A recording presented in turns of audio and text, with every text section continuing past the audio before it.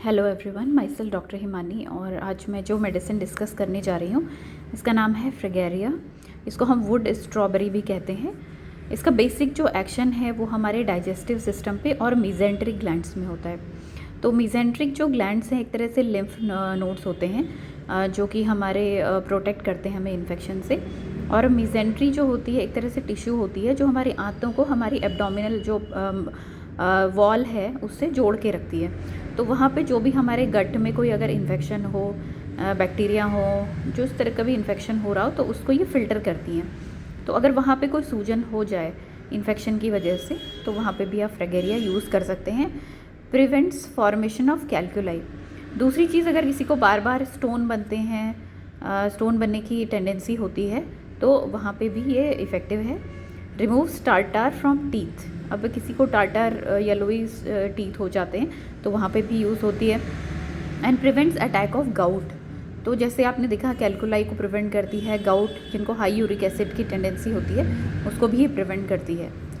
Strawberries produce symptoms of poisoning in certain susceptible individuals. तो क्या होता है, स्ट्रॉबेरी खाने से सभी लोग को तो पॉइजनिंग के सिम्टम नहीं आते, लेकिन कुछ ऐसे ससेप्टेबल लोग होते हैं जिनको स्ट्रॉबेरी खाने से भी एलर्जी हो जाती है या फिर अर्टिकेरियल ग्रोथ, बॉडी में अर्टिकेरिया जैसे रैश बन जाते हैं तो उसको स्ट्रॉबेरी एनाफाइलैक्सिस कहते हैं। सूजन आ जाती है शरीर में स्ट्रॉबेरी खाने के बाद, तो वहाँ पे यूज़ होती है और ये उसको एंटीडोट कर देती है इस तरह की टेंडेंसी को। तो यहाँ पे आप फ्रेगेरिया को हाई पोटेंसी में यूज़ कर सकते हैं।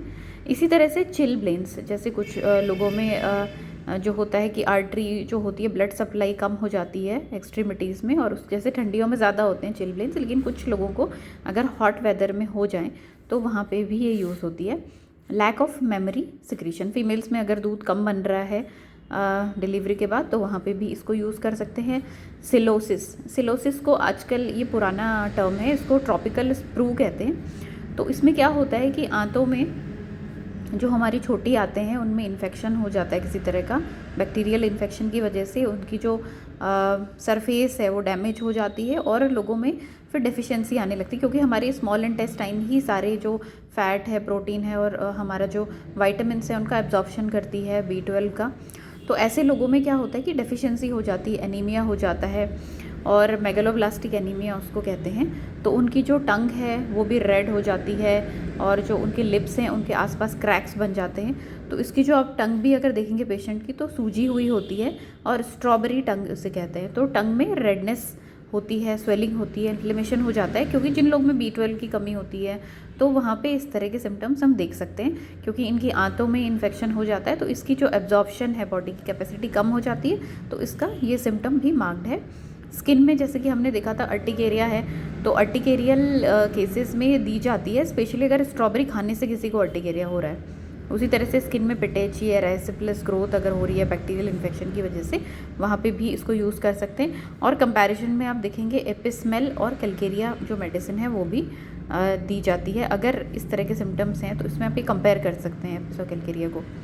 तो फ्रेगेरिया बेसिकली इन सारे सिम्टम्स को कवर करती है, बहुत ही अच्छी इफेक्टिव मेडिसिन है इन सारे सिम्टम्स के लिए। और जब भी आप लें इसको डॉक्टर को ज़रूर कंसल्ट करें, क्योंकि इसकी जो डोज है, रिपीटिशन है, ये डॉक्टर ही डिसाइड कर सकते हैं आपके केस में। Thank you.